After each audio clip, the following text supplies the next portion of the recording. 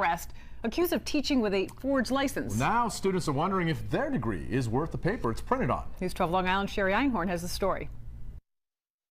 How did two separate universities not know that this nursing professor who was working for them did not have a nursing license?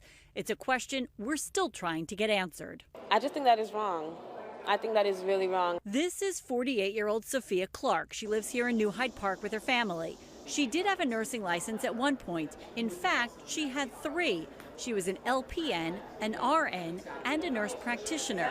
She worked for North Shore LIJ a decade ago, and she worked for a private oncology office here in New Hyde Park. Here's the timeline. In 2009, she was convicted of Medicaid fraud. 2 years later, she was hired by the Borough of Manhattan Community College working as an assistant professor. The state revoked her nursing licenses in February 2012, but she kept teaching.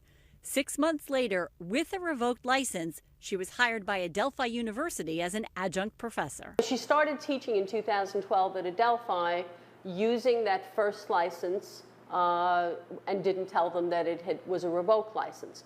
When 2014 came along and Adelphi asked for an updated license, she provided them with a forged license. There's a database on the State Education Department website where anyone can check the status of more than 24 licensed professionals, including nurses.